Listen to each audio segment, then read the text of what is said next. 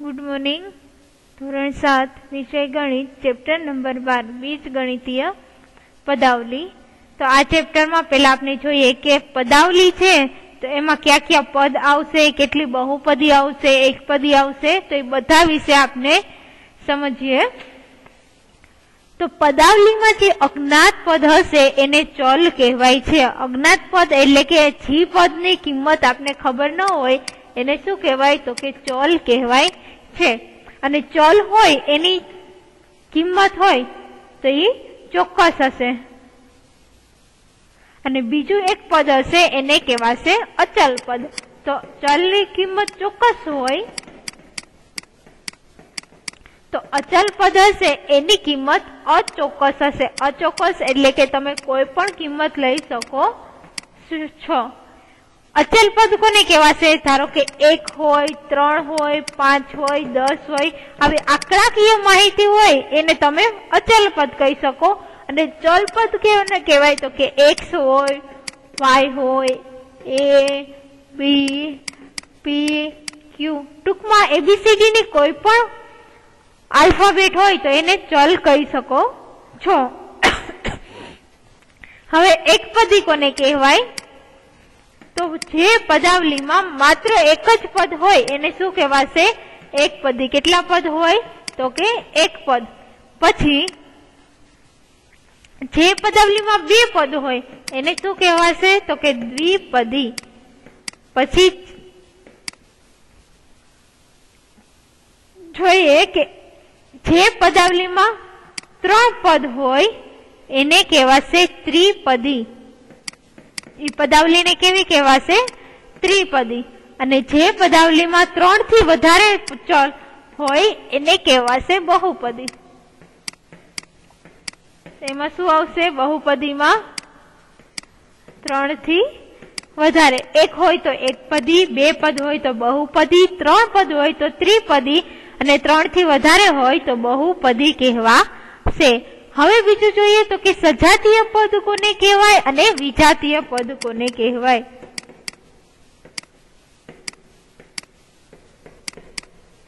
तो जे पदों में चल छे ए समान होय, आपने आगळ शीखी गया के चल कोने कहेवाय ने अचल कोने कहेवाय। एमांथी जे पदावली में चल समान होय अने ई समान चलना घातांक एटले के उपर जे घात आवेली होय ई घातांक पण सरखा होय तो एने सजातीय पद कहेवाशे। एना पछी जोईए तो के विजातीय पद कोने कहेवाय?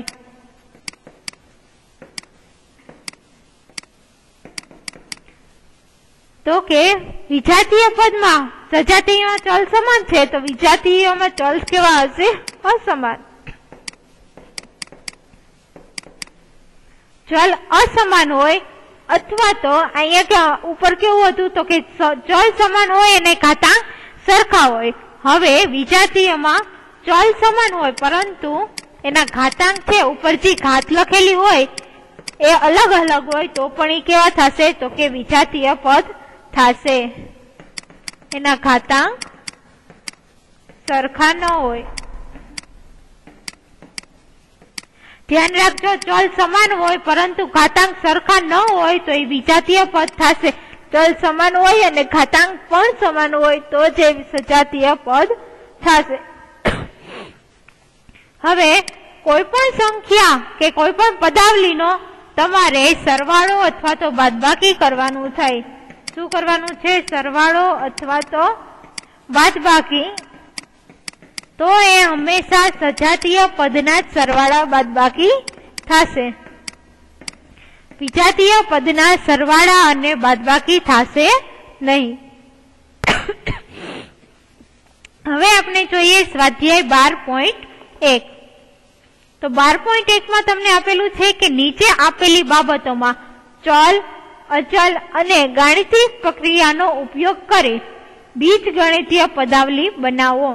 तमे आ पदावली जेवी बनावो छो एवी पहला सेम में चैप्टर 4 छे एमां शीखी गया छो के y मांथी z बाद करो एटले के y minus z। y मांथी z बाद करो एटले शुं आवशे? y बाद करवानुं छे एटले माइनस नी निशानी પછી આવશે z. x અને y ના સરવાળાના અડધા એટલે પેલા x અને y નો સરવાળો કરવાનો એટલે કે x વત્તા y સરવાળાના અડધા એટલે કે છેદમાં 2 એટલે કે x વત્તા y છેદમાં 2. એના પછી જોઈએ સંખ્યા z નો તે જ સંખ્યા સાથેનો ગુણાકાર એટલે કે z ગુણ્યા z. z ગુણ્યા z એટલે શું થશે તો કે z નો વર્ગ.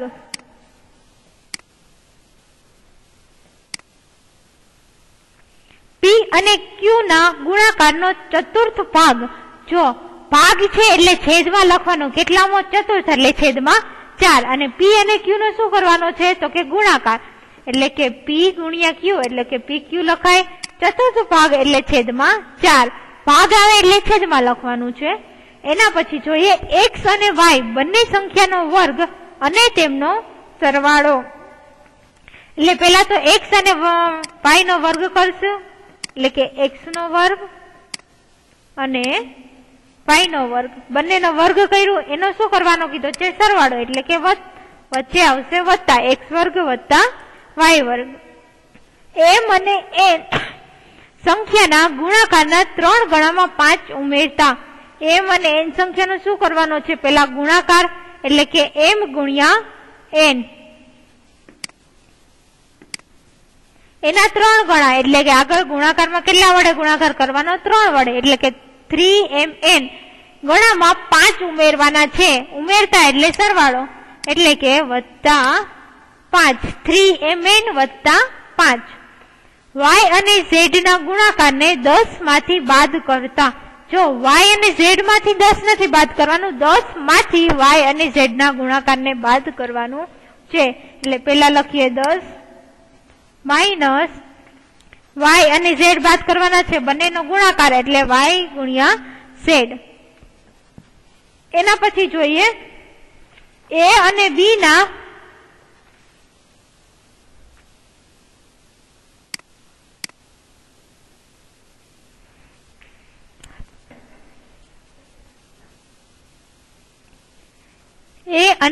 ના ગુણાકાર માંથી એટલે કે પેલા a અને b નો ગુણાકાર કરીએ એટલે આપણે એને ab લખી શકીએ, a ગુણ્યા b એટલે કે ab. ગુણાકાર માંથી તેમનો સરવાળો બાદ કરતા શું બાદ કરવાનું છે તો કે સરવાળો એટલે કે a વત્તા b, તેમનો એટલે કે a અને b નો એટલે કે a વત્તા b એનો સરવાળો બાદ કરવાનો છે એટલે કે ab માઇનસ a વત્તા b. હવે જોઈએ બીજો દાખલો. નીચે આપેલી પદાવલીમાંથી પદ અને તેમના અવયવો ઓળખી કાઢો. આ પદ અને અવયવને ત્રિચાર્ટ વડે દર્શાવો. ત્રિચાર્ટ છે એના વડે આપણે દર્શાવવાનું છે.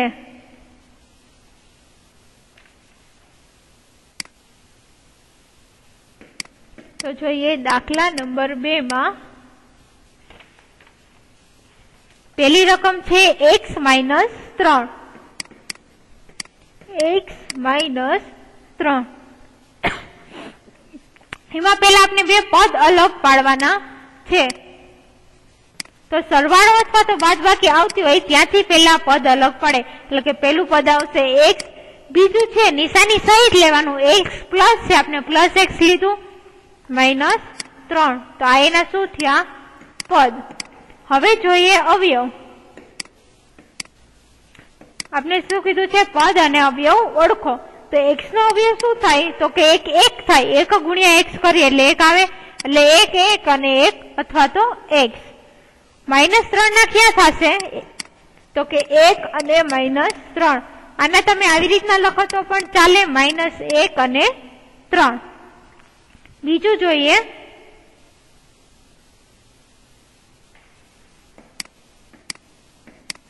એની રકમ છે 1 વત્તા x વત્તા x નો વર્ગ. સરવાળો અને બાદબાકી અલગ આવતા હોય ત્યાંથી પદ અલગ પડશે.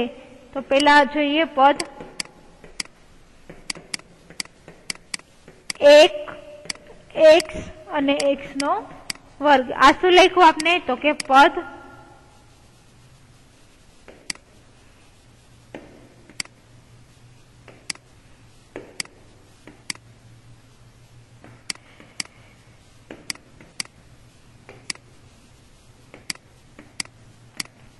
પદ। હવે જોઈએ અવયવ।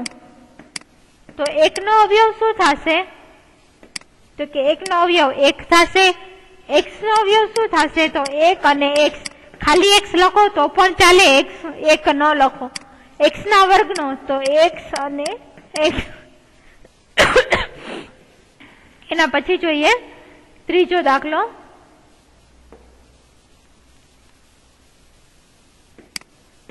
આપણે આ રીતે લખી છે એને ત્રિચાર્ટની રીત કહેવાશે। તો એનું છે y માઇનસ y નો ઘન।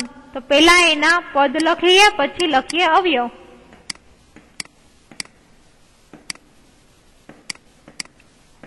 તો પદમાં પેલું પદ y છે, બીજું પદ માઇનસ y નો ઘન છે, એટલે કે માઇનસ y નો ઘન। હવે એના અવયવ લખીએ તો અવયવમાં y નો અવયવ થશે y। તમે 1 લખો તો પણ ચાલશે એની સાથે। માઇનસ y નો ઘન એમાં થશે -1। y નો ઘન છે એટલે 3 વખત y આવશે, y y અને y। એના પછી જોઈએ ચોથો દાખલો।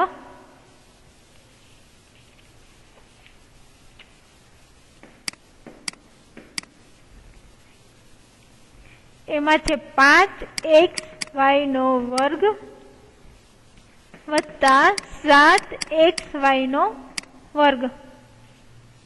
પેલા પદ લખીએ બંનેના। સરવાળા બાદબાકીની નિશાની આવે ત્યાંથી પદ અલગ પડે। અહીંયા સરવાળો છે એટલે પેલું પદ થશે 5xy નો વર્ગ, બીજું પદ થશે 7xy વર્ગ। આ થયા પદ। હવે લખીએ અવયવ।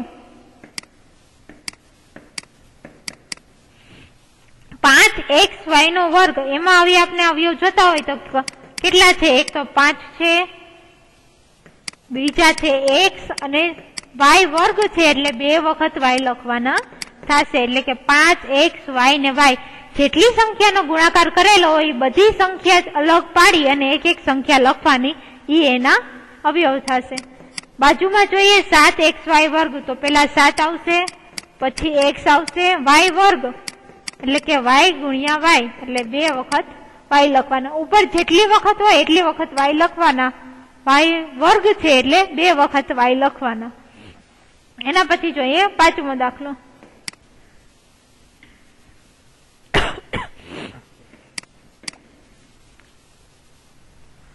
-ab વત્તા 2b² -3a નો સ્ક્વેર। તો પેલા આપણે પદ લખીએ। પદ લખીએ એટલે સરવાળો બાદબાકી કરી ત્યાંથી છૂટા પડશે। પેલા આવશે -ab, પછી આવશે 2b² અને પછી આવશે -3a નો સ્ક્વેર। પદની આગળ જે નિશાની હોય પ્લસ અથવા માઇનસ એ નિશાની સાથે લેવાની છે। હવે લખીએ એના અવયવ।